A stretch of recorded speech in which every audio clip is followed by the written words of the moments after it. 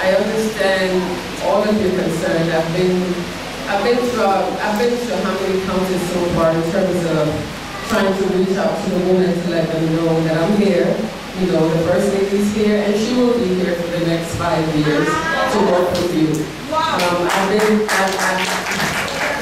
been to Buchanan, I've been to Wyoming, and I've been to Nimba County, and I've met so many great women throughout my visit there. And I'm even meeting greater women here in Cape Mount, so thank you. But what I want to express is that most of your concerns, I've heard it all throughout these different places that I've gone to. And as my team knows, when I became First Lady, I hit the road running. I didn't wait. I didn't know what it took to be a First Lady. I knew that I was given the task by God. For you guys voting in my husband, it was bestowed upon me. So I'm grateful for that. But I hit the road running. And when I first entered Buchanan, I met with the ladies in Buchanan, and they told me a large, serious amount of things that they're going through. And of course I feel it for them. But what I did, in Monrovia I started, and also in Buchanan, I went to visit the orphanages. I don't know how many of you follow my story here. I visited the orphanages, and I saw that as a First Lady, maybe other countries, the First Lady don't have the issues that we're facing here in Liberia. So I can't just say I'm going up to build a rose garden like most of my First Ladies. I went to Israel a few days ago. I was in Israel, and the First Ladies, they're concentrating on garden building, and they want to show you the oranges that they've grown. I can't do that. I told them I can't do that. We have many challenges in Liberia, and it's not something that we're going to solve immediately. It takes a lot of time and a lot of work, and it takes a lot of money too. But what I did, I hit the road running.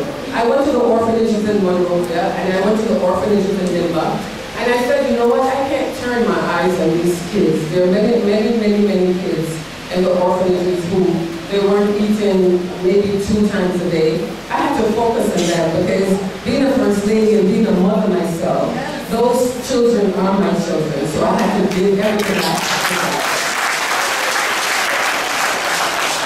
Now, the same thing applies to the other counties, because what I try to do is concentrate on the orphanages, because we have to invest in our children. So I went to an old folks home, you know, what we have in Buchanan, and I also wasn't pleased, and I saw my mothers and fathers, they were on the floor, their nails were unkept, they were basically unkept. And what I did, immediately, I called the superintendent of Buchanan, and I said, is it possible to give me a piece of land?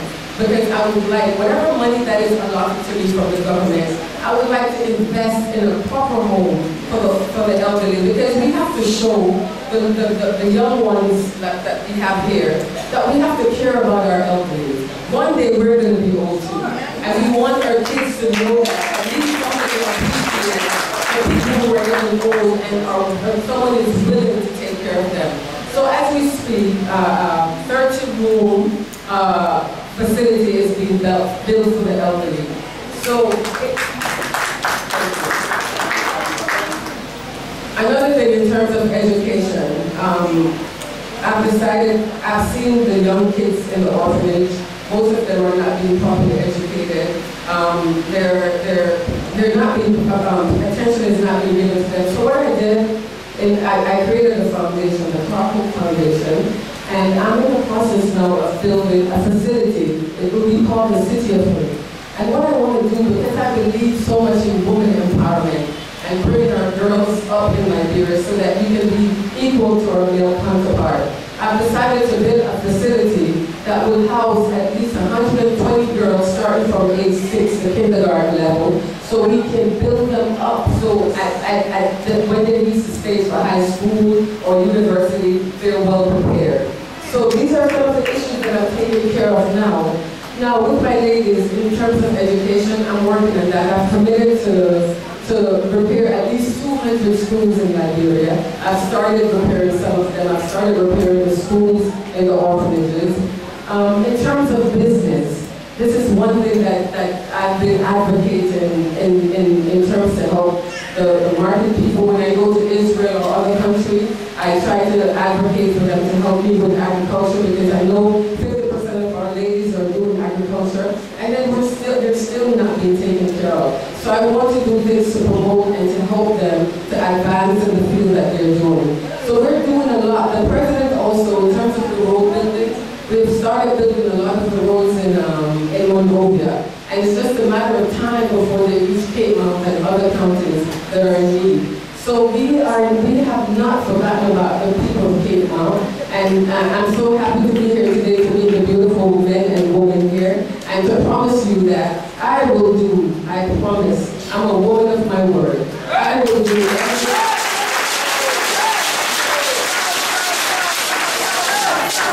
I will do everything in my power to support you as much as I can. I want to leave a legacy with the women of Liberia.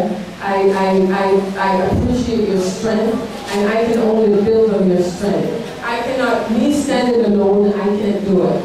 Us standing together, we can accomplish a lot. So I can only ask you to be patient, to work with me. I hear your plight, and I will work, along with the Minister of Gender. She's extremely supportive of my cause. You know, my sister, Minister Todd. And I must give credit to all the strong women here on the platform also, because without them, I would not be able to be where I am today. So thank you, and believe me when I say I am for you, she's for you, I want you. So thank you. I will definitely be back in Cape Mount. This is not the only time and the last time. And please support the movement because it will help a lot of our young women, a lot of our women. And I can only ask one thing of, I don't know who's listening across Liberia or within this room. As we speak about empowering our girls and empowering our women, we cannot forget about empowering our boys.